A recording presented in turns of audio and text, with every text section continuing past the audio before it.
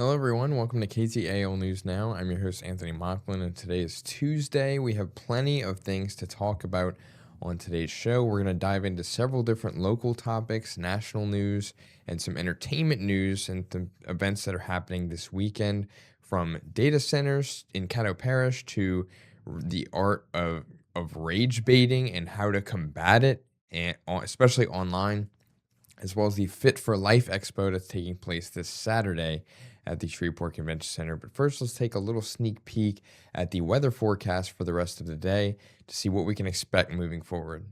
I'm meteorologist Josh Marces with an update on the weather topics that we'll be covering today. Really only one topic for us lately, and that is the summer heat. We're really all looking forward to fall at this point. We hit 104 in Shreveport yesterday. We'll be very close to that number again today, just looking at mostly sunny conditions. They actually did have a little bit of rain this morning in Arkansas, so we'll have an update here on our rain chances, and of course another heat advisory in effect today. We'll likely see these through the end of the week, but starting to look like we eventually could see some relief here. If you stay with us, I'll have that update for you coming up in just a few minutes. And like you said, just stay tuned the rest of the episode as we dive into the full forecast a little bit later on. But in some local news, Caddo Parish commissioners continue to face pushback on data centers being built in the region. And KTAL's Alexandra Meacham shares more. The commission heard multiple public comments from residents in opposition to further data center development. Residents also spoke in support of two resolutions that are being considered by the commission. Commissioner Ken Epperson has a resolution that requests all data center developers to produce environmental impact studies. Commissioner John Paul Young has a resolution to declare a 2-year moratorium on new data center development in unincorporated parts of Caddo Parish. Commissioner Young says he's listening to residents' concerns who are from all backgrounds.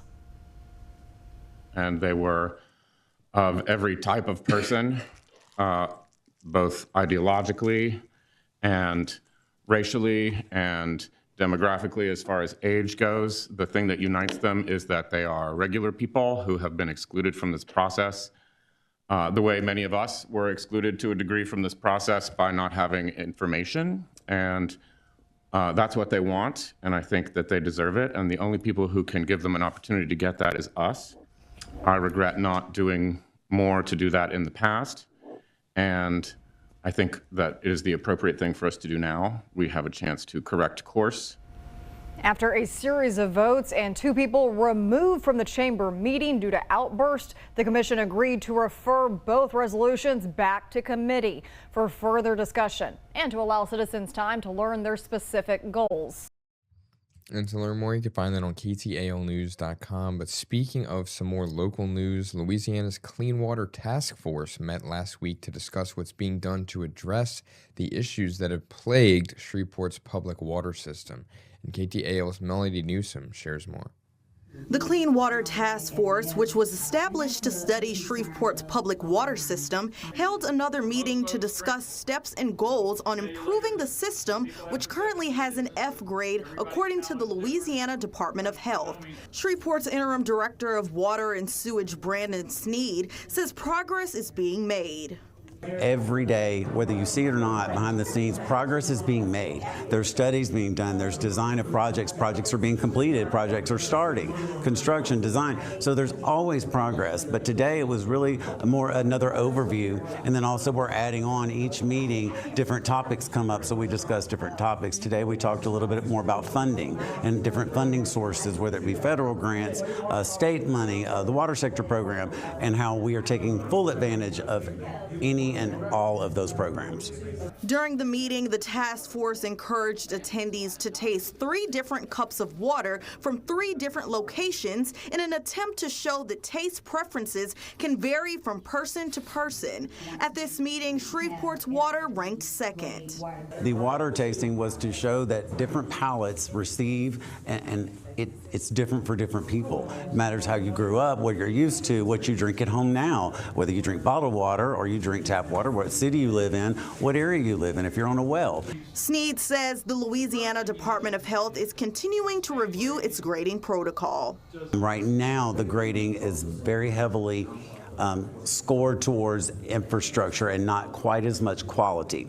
And so they want to fairly balance that a little better, balance it more to where it is a lot more quality with infrastructure emphasis. Melody Newsom, NBC6 News. And to learn more, you can find that on KTALnews.com. But in some more national news that kind of affects a lot of people, especially online, there's the concept known as rage baiting, where algorithms on social media platforms, they will push this negative content to garner engagement and comments and people kind of fighting about it. And it drives more people to the platform. It keeps them engaged, like I said. And they do this intentionally.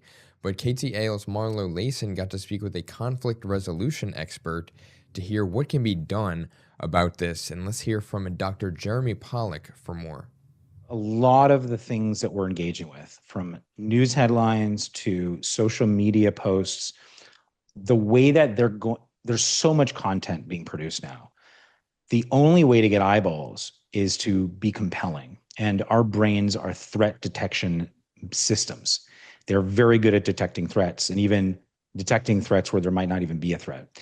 So the algorithms know this, the people that are creating the content titles know this, and the way to compel views in a content-heavy environment is to create some threat a lot of times. So I would just say, like, be aware that that is generally the approach these days, is to create a little bit of, like, you know, shock and awe with a headline. And if you want to, I don't know, change this a little bit, it might be good to just do an experiment. You be the laboratory and just say one day, I'm not going to engage with this emotionally. What I'm going to do is I'm going to go through these and I'm going to analyze. And I might say, here's a lot of times people just scroll and they look at the headlines and that's all they look at. Yeah. And they just keep scrolling through headlines. So why don't you look at the headline, read through the article, take an hour once a day for a couple of days and just kind of do an experiment and see if what the article is actually saying, if you can read it objectively, matches up with the headline. I did this a couple of times, both with live video news, but also with written news. And what dawned on me was a lot of the things that were talked about in the actual content are not even close to being represented by the headline. And it really opened my eyes and it made me stop wanting to scroll the headlines because I knew I was, for lack of a better word, I was being deceived in some way by these headlines. So once people start feeling they're being deceived, it can actually change the way they engage with this stuff. They won't start believing it so quickly or, basically clicking on it. And to watch the full interview with Dr. Jeremy Pollack, you can find that on People You May Know on CTV. You can do that by downloading our app called KTAL Now. It's where we have all of our original content, including this show that is on there and is regularly scheduled and programmed on there. She has so many guests that come on and are interviewed, and it's really just a very insightful show. So I highly recommend downloading our CTV app, KTAL Now. But let's take a look at the full weather forecast from Josh Marses to see what we can expect in what's been a scorcher of a week so far. Hey guys, I'm meteorologist Josh Marses with your News Now midday weather update. The heat continues. I know everybody's looking forward to the end of this heat wave, whenever that may be here. So I'll have some information on that in just a moment. But let's talk about the heat today. We're still at that dangerous level of heat stress. So just take it easy outside this afternoon, as we will likely see some instances of heat stroke, heat exhaustion if you're trying to do too much outside here. So really between sunrise and about 10 a.m., best time to be outside. Over the next few days here is our heat. It's really not getting any better, not getting any worse at this point. I think we've just kind of plateaued here. Most areas about 102 to 104 this afternoon. You can see the heat advisories and heat warnings basically stretch from the East Coast all the way through Texas, and even some heat warnings over in California and Arizona as well. So our temperatures here starting out in the 80s this morning will eventually wind up climbing above 100 degrees or so this afternoon. Shreveport yesterday hit 104 and Texarkana was at at 103, and I think we'll be pretty similar to that today. But the heat index has actually been rising somewhat, so we may wind up close to 110 as far as the heat index with the humidity factored in. And you'll notice just to the west of us over in Texas and Oklahoma, they do have some extreme heat warnings. It does vary from weather service office to weather service office here, but 110 is the trigger for the extreme heat warning here in the Arklatex, and we'll be really close to that over the next few days, so we could see this heat advisory upgraded at some point here. We are showing that heat index number maybe hitting 110 in a few locations this afternoon, so all the more reason to just stay inside here. And we know a lot of you do have to be outside, whether you're running out there to just run some errands, maybe some people even working outside. Be sure to drink that water and take that break in the air conditioning every 20 to 30 minutes or so. This is a look at the heat index. We do think it's going to stay above 105 at least through the middle of next week there, but you can see some relief in the forecast. A lot of the forecast modeling, not only our in-house model here, but the European as well as the American models are all picking up on maybe a cool down late next week or next weekend, which may help out and finally break some of this heat that has really been with us through the entire month of August there. We've only had one day this month below 95 degrees. So here's a look at satellite radar. There was some storms this morning in Arkansas. They did stir up just a few showers there in Arkansas. I really don't expect we'll see much rain pop up later today, and the rain that we do see develop mainly along and north of Interstate 30. Probably too late in the day to bring us any kind of heat relief here, but just be on alert. We could see just a brief shower pop up across the northern edge of the Arklatex later today, and you can see the rainfall map still highlighting only a few 100ths of an inch of rain over the next 7 days. No surprise there. If we do see that rain, it may be with a front late Friday, early Saturday, and we did add 3 new burn bans in the last 24 hours, one in Webster Parish and over in Texas, Bowie and Cass counties added to that burn ban list there. And there's a look at your 7-day forecast. We'll see that temperatures maybe drop off a degree or two, and the humidity will go down just a bit this weekend. So humidity lowers, wildfire danger grows, but we will get some more comfortable mornings out of the pattern this weekend and look for the triple-digit heat likely through at least next Tuesday or Wednesday. And for more information, you can find that on KTALnews.com. But over in sports, the Wascom Wildcats are looking to turn their season around this year as they look to replace their stellar quarterback from last year, and they'll have to rely on an experienced defense this season. And KTAL's Sam Brunsman shares more. Wascom has won 18 games over the past 2 seasons, reaching the regional semifinals in 2024 before falling in the second round last season. Now, year 3 under head coach Wade Lawson brings a new challenge. The Wildcats must replace District 10 2A offensive MVP Chris Hernandez, who rushed for more than 1,000 yards. If you're going to play quarterback, for me, you got to be a good leader. I mean, you just do. And, you know, leadership doesn't necessarily mean you're a real talkative guy or this, that, and other. You got to lead by action and what you do every day. And, you know, we've got 3 kids that have really stepped up. Those competing for the spot include Blake Looper, Carson Haggard, and Grayson Gillard. I don't think any of the 3 missed a summer workout. You know, and that just says a lot. All of them are younger guys. All of them are going to have an opportunity, and really like what I've seen on all 3 of them. Even with some key losses, Wascom returns plenty of firepower. Senior running back Montez Thompson is back after earning first-team All-District honors and is expected to have an even larger workload.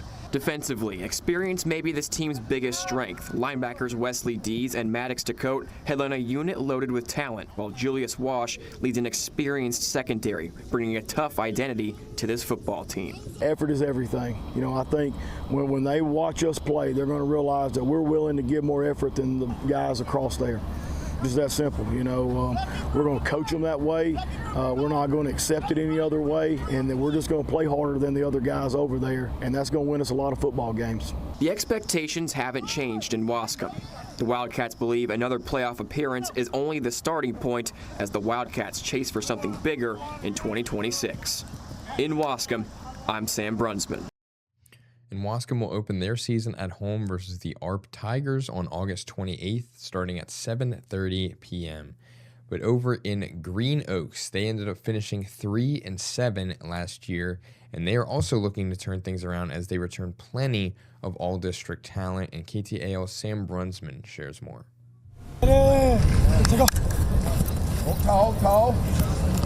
A new season, a familiar face leading the way. Nick Peoples guided Green Oaks to 3 wins as the interim head coach last season. Now, after officially taking over in January, he gets his first full season at the helm. Peoples is using last year's experiences and building off it. I appreciate the guys start fast. They were able to do that. We led mostly every game going into the half last season, but we ended up kind of folding at the end. So that's what that taught me, man. Just, we got to finish the game and play an entirely complete game. He inherits a roster with plenty of experience. Junior quarterback Javonte Dean is back after earning first-team All-District honors as a sophomore. Seniors Jamarcus Hooper and Torrance Lee also return alongside a plethora of seniors. Majority of these guys, they had to step in as young guys about 3 years ago. These guys have a lot of on-field experience, so that's what we bring to the table, a lot of experience, a lot of wisdom, and we have a lot of young guys that's willing to learn. We have some nice-sized young guys also that look like seniors, so our real strength is going to be just being led by those seniors on offense and defense. Green Oaks will have to replace some major production, especially on the defensive line. Keyshawn Williams is now playing at Louisiana Christian University after setting a school record with 14.5 sacks a year ago. I got a guy, we called him Keyshawn 2.0, Ja'Carrius Smith. He acted like a younger brother to Keyshawn, and he mentored him. And when he came back from college, he was giving Ja'Carrius all these nuggets or whatever. But man, I look forward to seeing Ja'Carrius Smith. Man, he's going to do great things for us, man. We more aggressive. Keyshawn, he was good. Yeah, I'm coming. Keyshawn, I'm coming. I want that sack record too, boy. I'm telling you, I'm coming. That's my guy. The Giants believe the pieces are there to improve on last year's record, especially with the community behind them. It's really a chip on my shoulder. Like, I love playing with this community. It's a great school, great community, great everything. I just love it. Clipper over is everybody. We've always been against everybody. Reporting at Green Oaks, I'm Sam Brunsman. And the Giants will open their season at home versus the Southwood Cowboys on September 3rd at 7 p.m. But for more information, you can find that on KTALnews.com. But over in some entertainment news, the KTAL Fit for Life Expo is being held this Saturday, August 22nd at 9 a.m. at the Shreveport Convention Center with free entry and parking. And KTAL's Lynn Vance shows how it started and what people can expect this year. So what we're trying to do is to educate and give Louisianans the knowledge to live healthier and longer lifestyles. For around 8 years, KTAL has helped Superman Blunt get the message out on TV and through the KTAL Fit for Life Health and Wellness Expo. We were looking for an event that would fill a void in the community, something that would make a positive impact on the community. The Fit for Life Expo has grown over the years, and it takes a lot of work to put the event together. Really it's working with our partners at the convention center, working with our already advertising partners and new advertising partners that want to kind of get a showcase of their business, kind of show the community what they do. And there will be lots to do for adults. Expect many vendors, a pickleball court, cooking demonstrations, fitness participation events, and you can meet our KTAL News team. Bring the whole family. We have the kids covered too. We're going to have a nice kids area. It's the Gators and Friends Kids Zone, which is powered by Cyport Discovery Center. Listen, they're going to have a planetarium out there, which is really cool. Lots of games for the kids. We're going to have a putt-putt golf course set up inside there, and just a lot of things for the kids to do. Parking is free, entry is free, and the convention center AC will be on full blast to keep you comfortable. We'll let Superman Blunt have the last word. I like to see people be a little bit more focused about their health and their well-being. By changing just a few things can change a lifelong journey. With something good, I'm Lynn Vance for NBC6. And for those interested in being a vendor, you can sign up by tomorrow's deadline by calling 318-629-6000. But for more information, you can find that on KTALnews.com. And speaking of entertainment news, the award-winning indie film Lost With You follows a chance encounter between two hikers who share an unexpected connection. And to learn more about this, I got to speak with Mike Southerly, who is making his directorial debut. What inspired you to tell this story with your first ever film? Mostly because I could, I think when you're writing a script, as I wrote this one, I wrote it with the intention of making it. And I knew the locations, I knew sort of how much budget I could have, and I knew that I could get, certain actors or, a crew and of people together. So it was more that it was something I wrote that I could make. And I hike a lot in Los Angeles. So always on the hiking trail, I would always think to myself, you know what, I could shoot a movie here. And then that's where sort of the initial idea came from. And what was like the scariest part going in, like as like a first time director? Like what was like, I guess like the most like daunting thing? I guess the actors more than anything, working with actors because my history or what I've done for a long time is make movie trailers, and I edit. So I don't have to really direct any actors when I'm editing movie trailers. So working with actors was a new experience for me, and that was fun. I mean, it's a little scary because I'm not an actor and I've never studied acting, but what a good performance is, I think, and from editing, that's a skill that I had, putting together the right performance into an edit, but actually being there and shooting it and working. Luckily, I had really, really good actors who were very talented, and I didn't have to do a whole lot. But that was the scariest thing going in. Yeah, you mentioned your experience as an editor, and you're also a creative executive as well. How did that experience sort of help you throughout making this movie? Well, what I say is that, trailers are basically short stories. Any good trailer will tell you the story of the movie. You'll come away going, okay, I know what that movie's about. It's about this person, about this person. And so, I say that I've been telling stories for a long time. It's just that they're only 2 minutes long. And this was my opportunity to tell a story, for 87 minutes. And you did so on a budget of less than $200,000 in LA, which is like unheard of. So I got to know like how you were able to do that. Like, cause it seems like so rare to do. It was because we kept a really small crew, and there's very, very, we tried to just get it down to the essential people.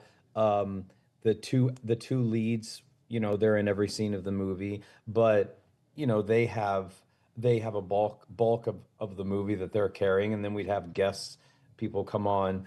But we were a very small crew, so even when we were on the hiking trails and all that stuff, we didn't leave much of a footprint, and people certainly didn't really bother us at all. I mean, nobody really ever came up to us and was like, "What are you guys doing?" Because we didn't look like a movie shoot. Maybe we didn't have any lights, we didn't have any electricity, everything was mobile. So we could just move very quickly from one location to the next. And maybe that's why nobody bothered us. 'Cause by the time they were bothered, we were already gone. Mm-hmm. Yeah, and you said this film is a love letter to Los Angeles. What has been like your favorite part about living there? Well, I think something that people don't know about LA is that it's a very big hiking culture, as I said. So, there's a lot of beautiful outdoor places that you can go in LA. I go on a hiking trail that's 10 minutes away from here. So, almost every day with my dog, I go to the places where we shot the movie.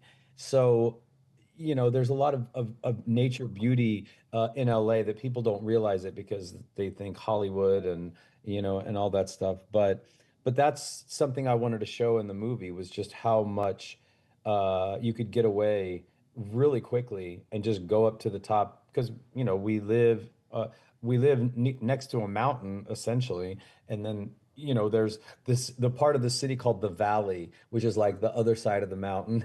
So people, you can very quickly get into nature if you want to and get out of the city and get away. And I think that's why one of the reasons why people like to live in Los Angeles.